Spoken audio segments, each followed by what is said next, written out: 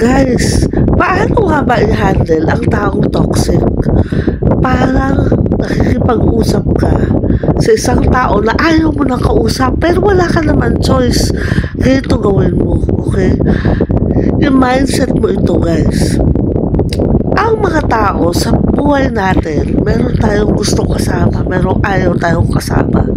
Pagkasama mo daw ang isang toxic na tao, minsan magulong kausap o kaya naman madilim, parang madilim yung paligid mo, hindi mo alam kung ano yung intention niya, hindi mo alam kung ano yung gusto na mangyari. So ano ka blurred ka, ganyan pagkadil mo ang taong magulo, okay? O kaya mahirap kausap, hindi mo maintindihan, hindi mo alam kung ano yung pupuntahan ng usapan nyo. Okay, so ang matatalinong tao, ang ginagawa nila, ang mindset nila ganito.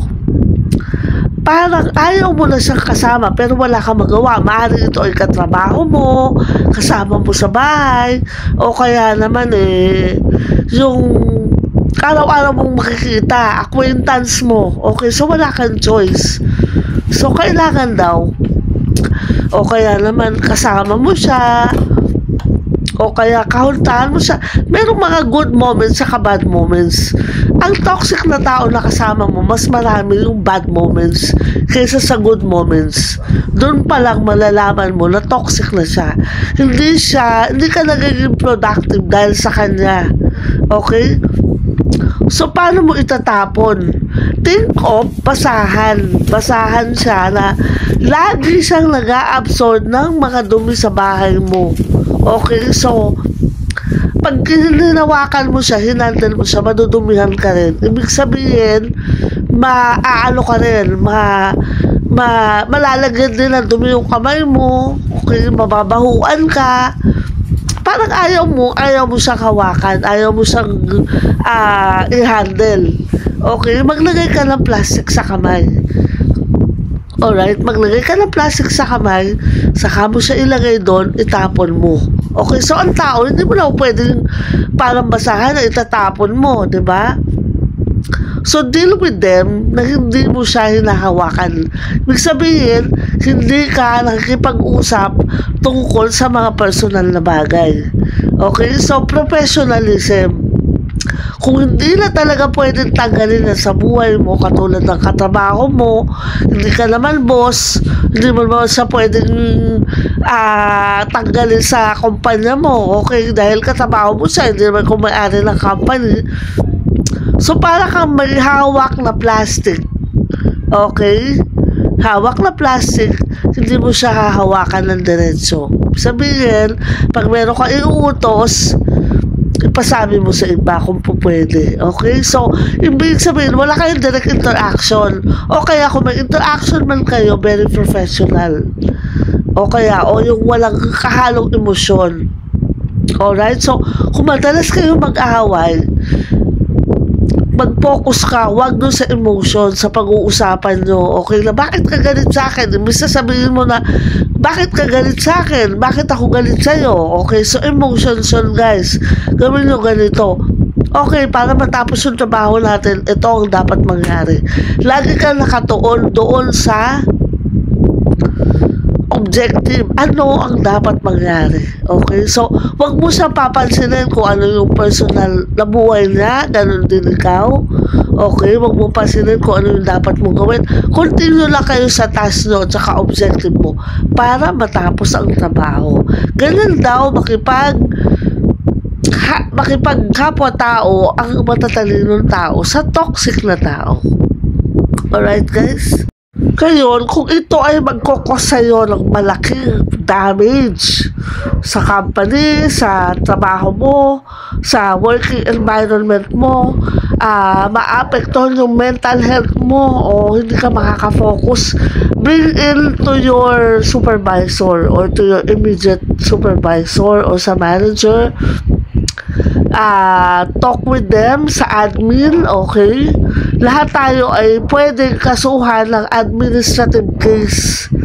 Okay, kung tayo ay hindi maganda ang performance sa work, or pwede tayong mag-complain kung tayo ay may nakaaway o meron tayong naging unfair treatment sa isang katrabaho, pwede tayong mag-file ng complaint or mag-complain tayo mismo.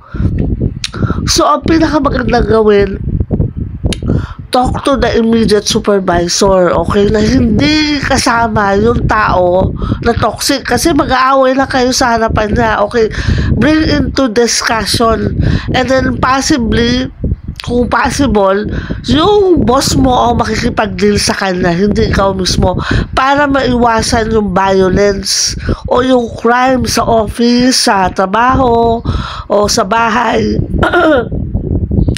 Kailangan merong mag-mediate or may mediation na mangyari kung hindi maiwasan yung away sa araw-araw na magkasama kayo. Okay. Ang toxic na tao ay dapat mawala yung presence sa trabaho mo o sa opisina kung maaapektuhan ang productivity ng isang grupo o ng isang company o ng isang pamamahay. Okay, kung hindi na kayo magkasundo, kailangan i-dispatch mo siya, o kaya ay kung siya ay kasama mo, kailangan humiwalay ka para hindi kayo mag-away, or paminsan-minsan iwasan mo yung interaction na kasama siya, umiwas ka, okay, pero continue ka pa rin doon sa normal na buhay mo. Ngayon, kung wala na talagang pag-asa sa point na kailangan na ng professional level, professional approach, we have to reprofile the person or the employee. Baka pwede siya sa ibang department, baka mas magiging productive siya o magiging mas masaya siya doon sa ibang departamento o ibang forte o ibang branch, okay? So patuloy pa rin na kailangan in-nourish yung company or yung pamamahay mo, maging maganda pa rin yung ambience.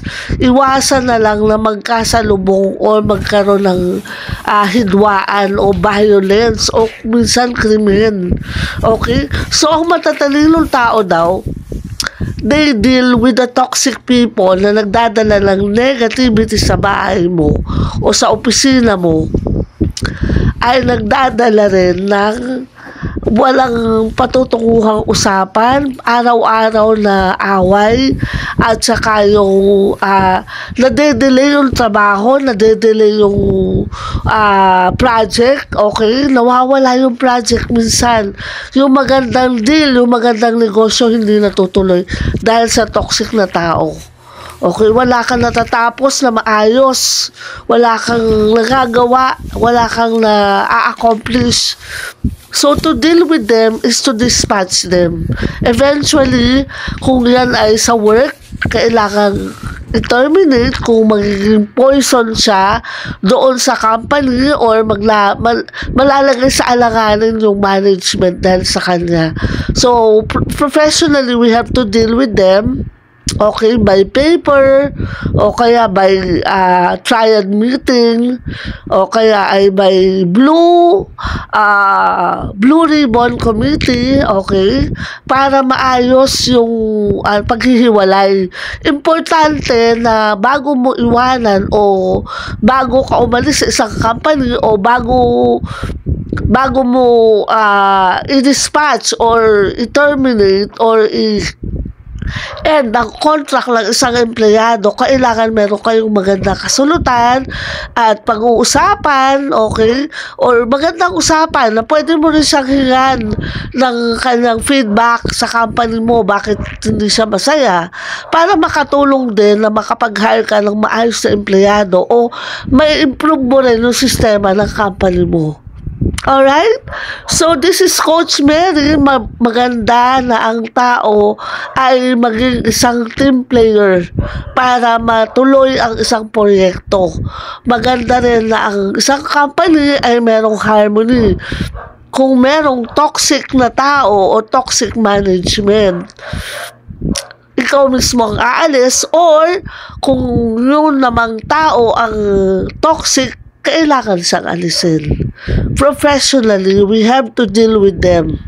Okay, so para ma-avoid yung gulo, yung legal na hidwaan, okay, o yung mas malalim na krimen na pwede mangyari sa loob ng pamamahay o sa loob ng kumpanya o sa negosyo.